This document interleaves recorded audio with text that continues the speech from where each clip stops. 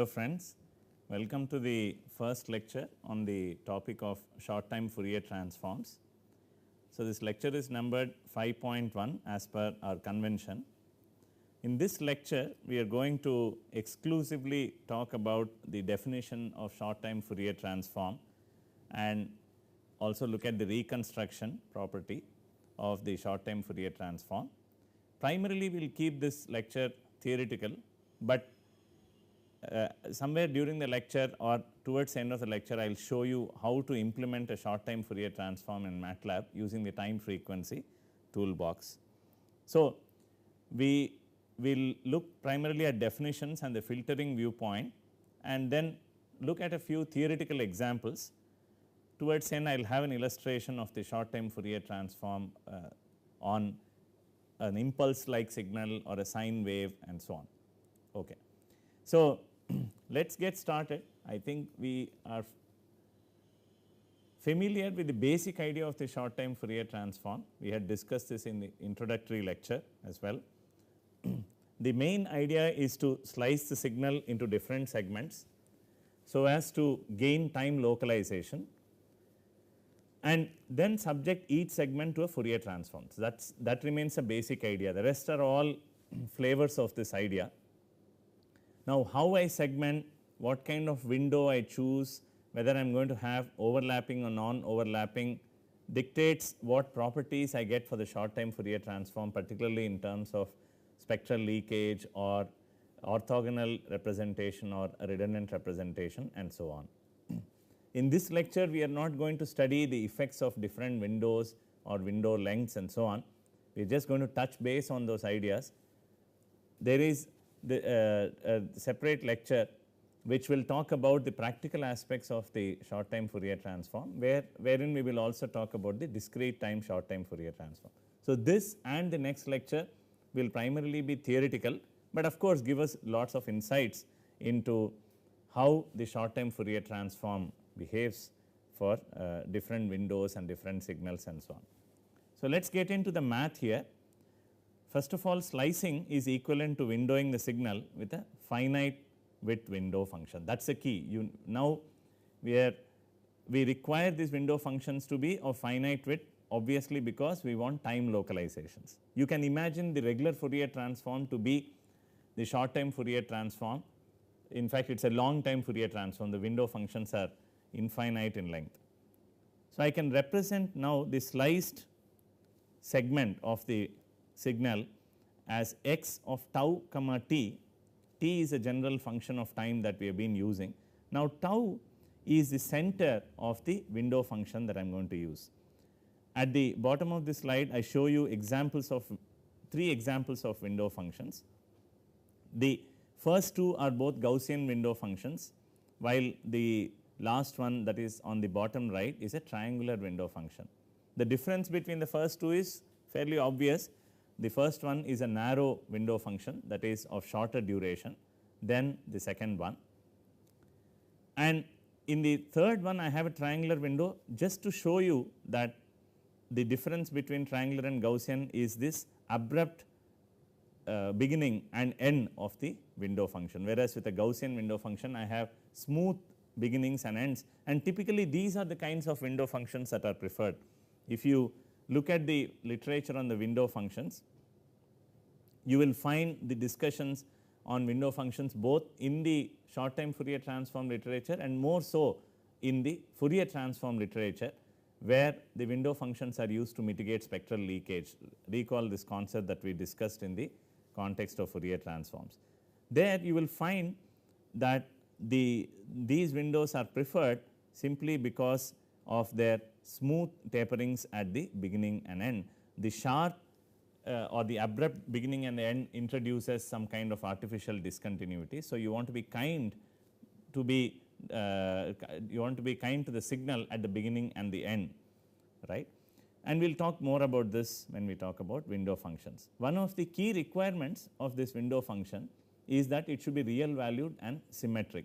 Why symmetricity and so on, we will talk about it later on, but we want it to be symmetric.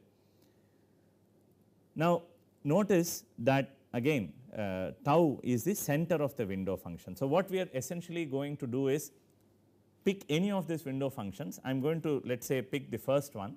I am going to place this window function in such a way, that is at the beginning of my analysis, in such a way that the center of this window will coincide with the start of the signal. Okay.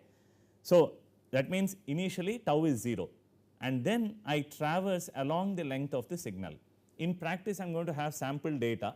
So, the question that arises is, how am I going to march forward in time? Am I going to march ahead one sample at a time, two samples at a time, and so on?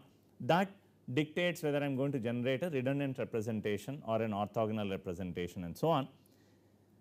If I want a dense representation or a dense short time Fourier transform, then I would march one step ahead, one sample at each time. Then my tau will increment in the same way as the time instant itself. In this lecture, we are not going to talk particularly about sample data. So, we will postpone the discussion on what values tau will take on the discrete in the discrete time, but as of now tau will run from minus infinity to infinity, for example. So, that is just a theoretical discussion, or if your signal begins from 0, then it runs from 0 to infinity. Okay. So, now having mathematically defined the slice signal, I can define the short time Fourier transform, which is nothing but the Fourier transform of the sliced segment. This is one viewpoint. Very soon we will talk about an alternative viewpoint of the short time Fourier transform. So, the only difference between the classical Fourier transform and the short time Fourier transform is this windowed segment that is being used in the short time Fourier transform vis-a-vis the original signal in the classical one. Now, also in place of omega, I have this symbol z. This z is nothing but the center frequency of the window function, and I will talk about it soon. I will show you also what the center frequency means. So, essentially tau is the center of the window in time, or you can say the mean location of the window function in time, and z is the mean frequency of the window.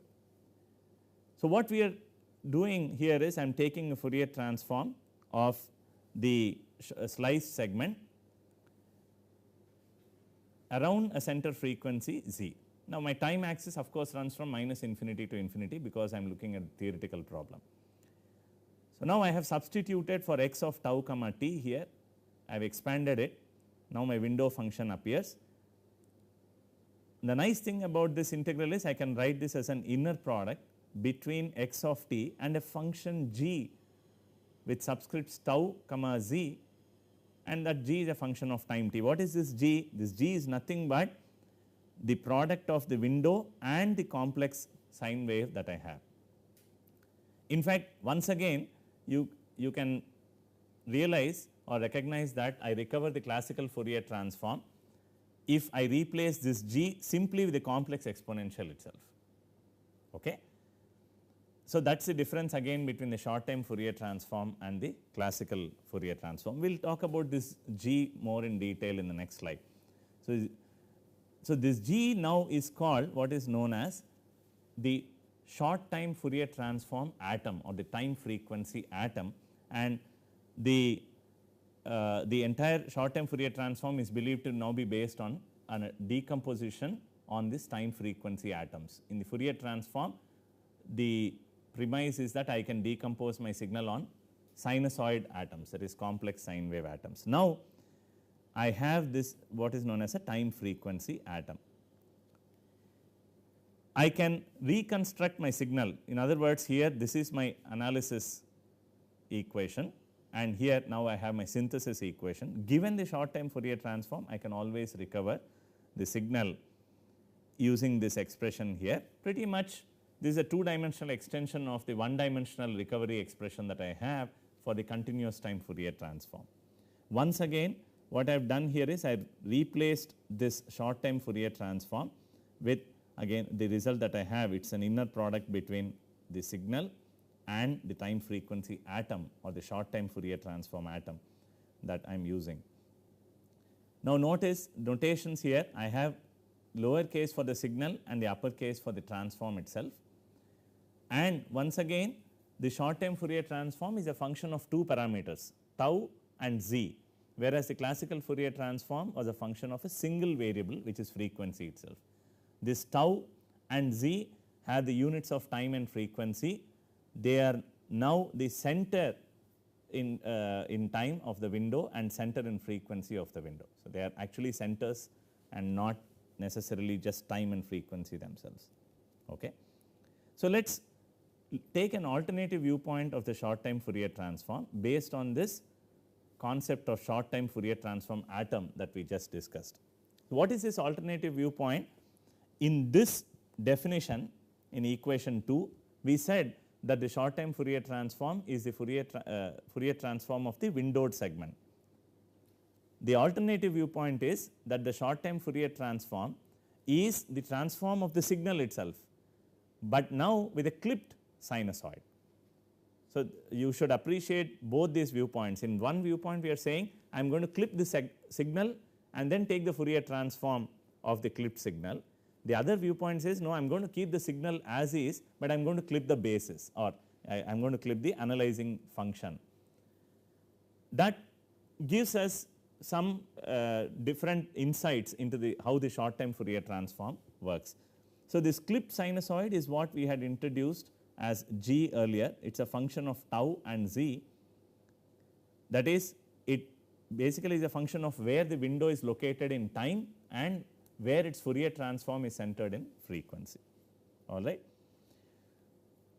Now, earlier I showed you window functions, that is, I showed you what this W's can look like. Now, I am going to I am showing you here how the G's can look like. So, all I have done is I have taken those three window functions that I have shown you earlier and multiplied them with the sine waves. I am just going to show, I am going to show you only the real parts here. So, the Gaussian window earlier that we saw of narrower width is multiplied by this complex sine wave, and likewise this Gaussian window and the triangular window as well. So, these are my analyzing functions. I am going to really measure what is there in the signal using these atoms. When the local feature, that is a segmented part of the signal, matches, or I can say when the signal itself matches with this atom.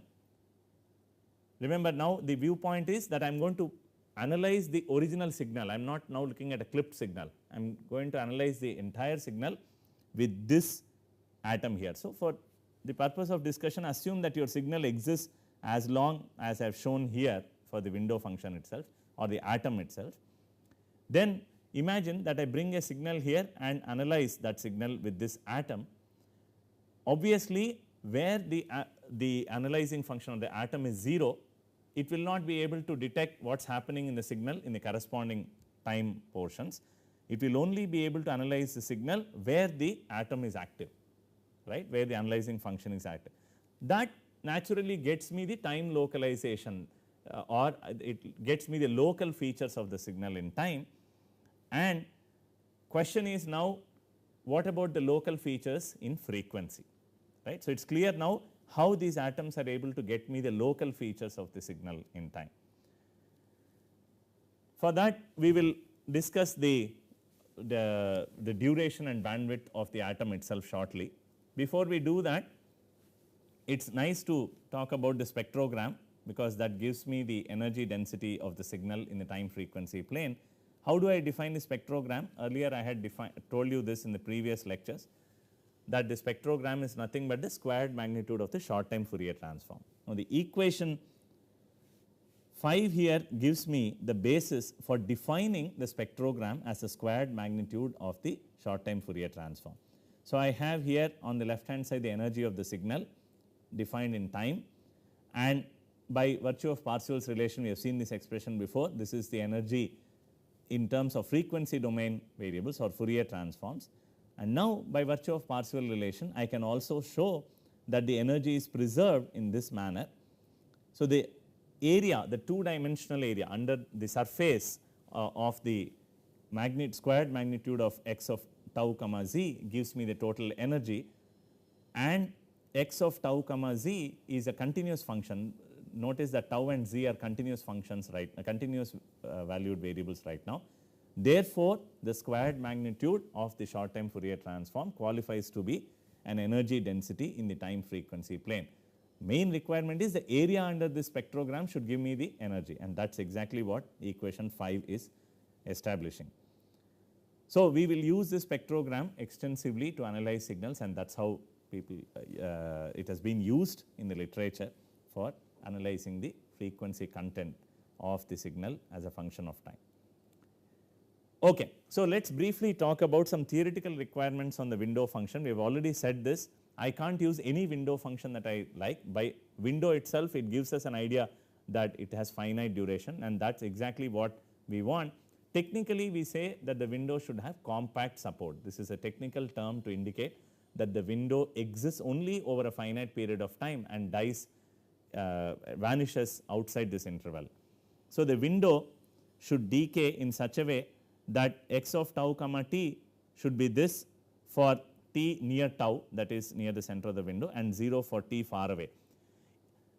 Basically, this says that I can have my window function decay exponentially. It need not abruptly go to 0 also. So, such window functions are also being accommodated, and obviously, I want the window length or the width of the window to be much shorter than that of the signal. Otherwise, the entire purpose of computing the short time Fourier transform is defeated. If the window is as long as a signal, then it is nothing but the Fourier transform.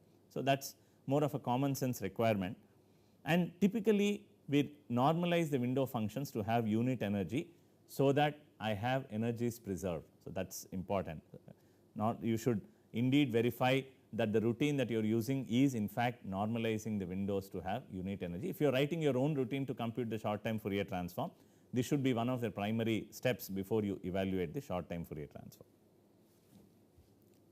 Okay, so, let us return now to the discussion that we had on the time frequency spreads of the window. We said that tau and z represent the centers of the window in time and frequency. And why is that? So, tau, it was obvious why tau is the center of the window in time. Now, let us look at this atom here, time frequency atom. Although I said spreads of the window, ideally I am talking about the spread of the atom itself. So, that please note that correction. So, this is the atom that I have, the time frequency atom, and its Fourier transform is given by this. It is e to the minus j tau times omega minus z times the Fourier transform of the window shifted by z, right. So, this w, big W is nothing but the Fourier transform of the window function, big G is the Fourier transform of the atom itself. So, the only difference between the Fourier transform of the atom and that of the window is this factor here, but as far as the magnitude is concerned, they are the same. Now, it is clear from this expression here in 7 that the Fourier transform of the time frequency atom is centered around z. This expression itself clearly tells me that the center frequency is z. Therefore, now I can compute the time and frequency spreads of the window function. Why do I want to compute the time and frequency spreads? Because the role of this window function is to get us the local features of the signal in time and frequency. Now, I want to know what is meant by local. Local is a very qualitative term. For a given choice of window function, I want to see what is the neighborhood of the window function in the time and frequency plane. Is it very vast? Is it going to get me the features of the signal in a small neighborhood or a large neighborhood? What is exactly the neighborhood of the signal that it is looking at in both time and frequency? And that is why we are defining or we are analyzing the time and frequency spreads of the atom here, rather than, as I said, instead of window function, think of the atom. So, this is the duration or the squared duration of the time frequency atom, and this comes from the definition itself. By definition, we have recalled the definitions of duration that we had for any signal. So, you can think of the time frequency atom as another signal itself, whose center is tau and whose energy density in time is given by this. Now, by a simple change of variables and by substituting for g this expression here, I can simply rewrite this integral as integral t square modulus w of t square. Why did I do this? To show and to recognize that the duration is independent of the center, that is the spread of the window in time has got nothing to do with where it is located, where its center is located in time. So, as I am traversing in time, it has the same window spread, it has the same time spread. Likewise, now for the spread of the atom in frequency domain, I invoke the definition and then once again I rewrite this in terms of the window function itself. It turns out that it is just because I have chosen the atom this way, I can rewrite this way. It is not that it is true for any time frequency atom. Only for the short time Fourier transform, I can write it this way. Once again, I see that the spread in frequency of the window of the time frequency atom is independent of where it is in the frequency plane. That means, it is going to actually extract the signal features in the frequency plane over the same neighborhood, regardless of whether you are looking at low frequencies or mid frequencies or high frequencies. So, let me illustrate this to you. This is something that you will also see in Mallet's book. We will now henceforth frequently refer to Mallet's book as well. This kind of diagram schematic illustration of the time and frequency spreads of short time Fourier transform is fairly common in the literature. The main message that we get from the previous analysis is, foregoing analysis is, the time and frequency spreads of the short time Fourier transform is uniform across the time frequency plane and is independent of the center time and frequency of the window function. So, this is the time frequency plane. The x axis or the horizontal axis is time and the vertical axis is frequency. I have this window function, just a symbolic one, in time which has a certain width, and its width is characterized by sigma square t. Remember, the width of the window function is not sigma square t, it's only sigma square t is only a measure of the width. And by the duration bandwidth principle, I know if I choose a wide window such as this, it is going to have a narrow bandwidth, that is in narrower frequency spread, which is measured by sigma square omega. So, when I move to analyze the signal in time domain this way with this window function, wherever I go does not matter. Let us say I move along frequency axis instead of time. So, I want to get the local features, I want to extract the local features of the signal in the frequency domain now. So, I am asking what is the frequency content in the low frequency regime and the high frequency regime. Even as I move upwards, the same window spread in frequency domain and in time domain exists. It is not adjusting itself like the way it does the wavelet transforms to. Remember, the wavelets are specially designed in such a way that when you are looking at the low frequency regime, you use wide wavelets, and when you are looking at the high frequency regime, that is when you filter the high frequency content of the signal, you would use narrow wavelets, but that is not necessarily the case with short time Fourier transform. The reason being, look at how the short time Fourier transform is evaluated. I window the signal and then I match this windowed signal with all frequencies possible that I know. But then simple practicality or common sense tells me that if I have windowed, if I have chosen a slice of the signal, then there is a limit to which I can detect the frequency content. The limit being that at least that particular slice should have completed one cycle, right.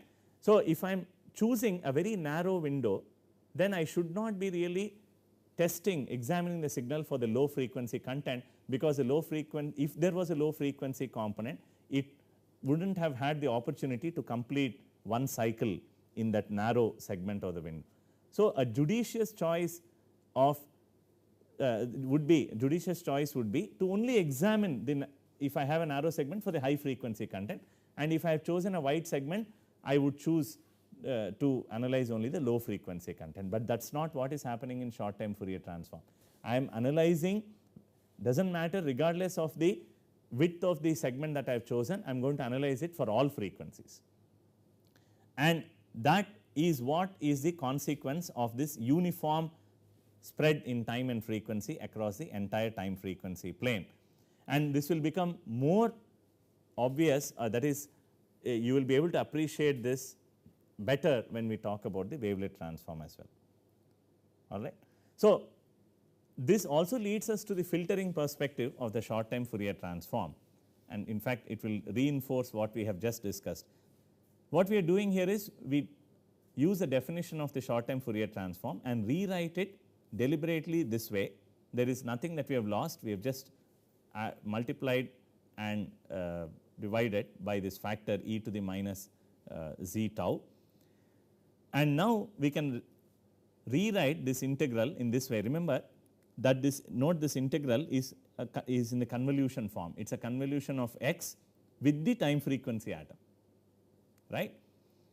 The time frequency atom being w of t times e to the I z tau. So, it is a convolution of the signal with this w of t times e to the z tau, and therefore, x of tau comma z is nothing but the product of x of omega times g of omega minus z times of course e to the minus j z tau. Yeah. So, now all of this is mathematics, but what is the interpretation that I have here? Well, short time Fourier transform, what it gets me is actually the local features of x in the frequency domain centered around z, and it does not just get me x of omega centered around z. This x of omega is being multiplied by g of omega minus z, right, by this function which is not unity in the vicinity of z. It will have its own shape, right, and that is the problem that I have with the short time Fourier transform, but also it is a nice thing, it tells me that the short time Fourier transform acts as a filter. So, let me just illustrate this to you on the board.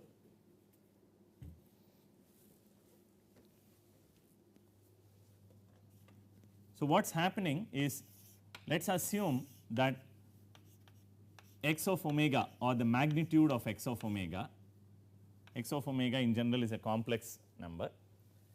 Let us say it looks like this, and let us say I am interested right now, I am looking at some value of z which is here. So, this is what is the x of omega. What happens is, ideally I would like to get exactly x of omega around the center frequency as is, whatever is the magnitude of the Fourier transform of the original signal in around this neighborhood, in this neighborhood of z. Unfortunately, this result tells me that I am not going to exactly get that, it is going to be multiplied with a window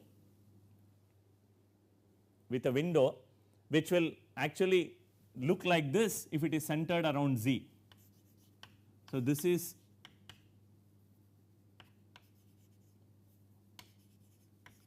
the magnitude, let us say magnitude of the window of the g that I have, or the window itself.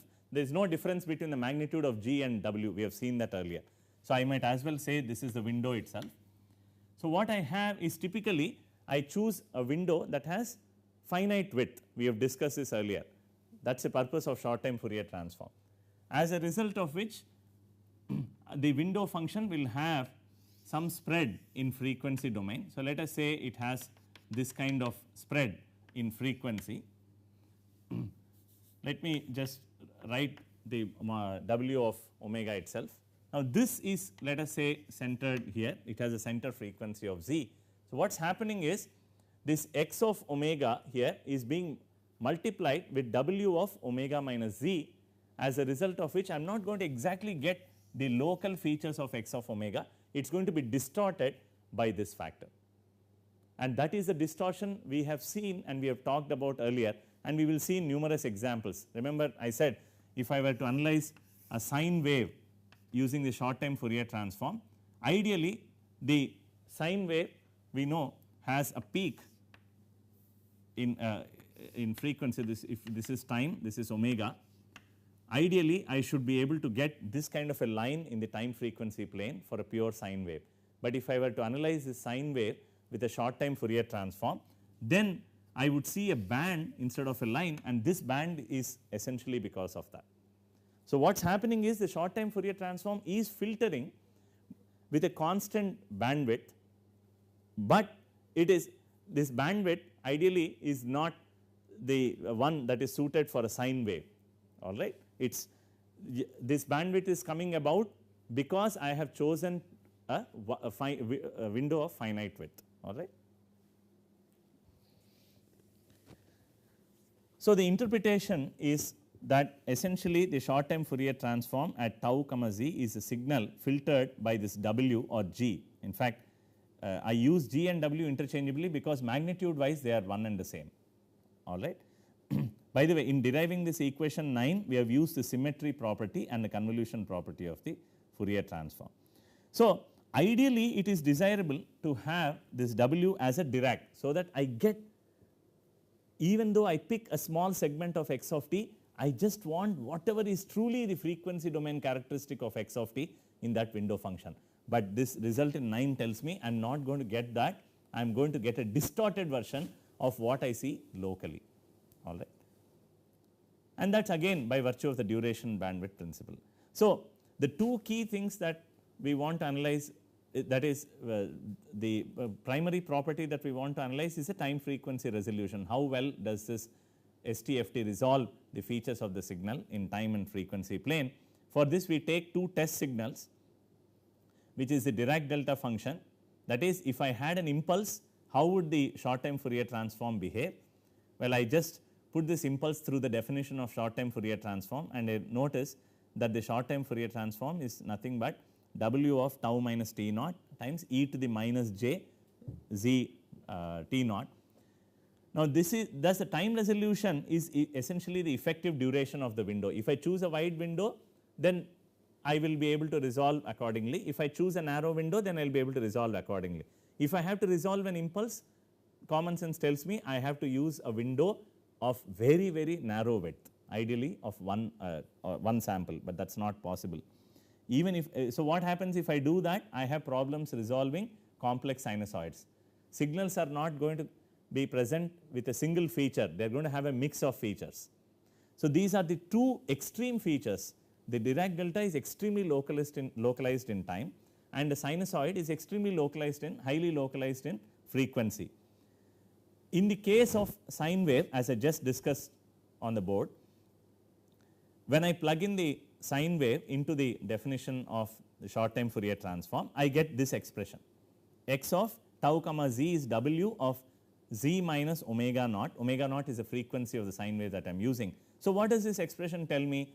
It tells me that the way the sine wave manifests in short time Fourier transform depends on the Fourier transform of the window itself, and we know that this window is not going to be Dirac in the frequency, it is going to have some finite width, which means my sine wave is going to be distorted in the frequency domain. So, the impulse is also going to be distorted and the sine wave is also going to be distorted. If I do not want the impulse to be distorted in short time Fourier transform, I have to choose a very narrow window. But what would happen if I choose a very narrow window? Its spread in frequency will be very large, as a result of which I will not be able to localize the sine wave very well. If I want to localize the sine wave, I need a window which is highly localized in frequency domain. By the virtue of the duration bandwidth principle, if I have a signal which is highly localized in frequency, it should have infinite spread in time. Then I will be unable to get the local features of the signal in time. So, this is a trade off that is involved, all right. So, a simple example that I want to take is for a linear chirp. We have discussed two extremes. Let us look at the linear chirp, and this is an example taken from Mallet's book. This is the chirp. You can see that it is a linear chirp because the phase is a quadratic function of time t, and I am using a Gaussian window. This is exactly the window that Mallet uses in his book. And if you work out the math, then the spectrogram turns out to be having this expression here, all right. Now, the reason for picking this example is to illustrate a point that we will discuss more in detail later on. Look at this expression for the spectrogram for a linear chirp at a fixed time tau. Yeah, tau is the center of the window, but that is also the time. At a fixed time tau, this spectrogram reaches a maximum when z is 2 alpha tau. Alpha is a feature of the signal here, tau is the time that you are looking at, and z is the frequency at which you are situated in the time frequency plane. So, it says this spectrogram reaches a maximum in the time frequency plane at a given time tau when the frequency is 2 alpha tau.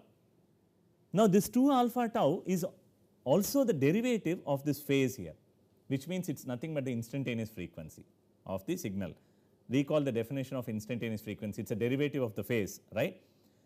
So, what is happening here is that the maximum at any given time tau, at whatever frequency the spectrogram reaches a maximum, it happens to be the instantaneous frequency. The question is if this is a coincidence, or in general is this true that the maxima of the spectrogram will give me information on the instantaneous frequency, will give me estimates of the instantaneous frequency.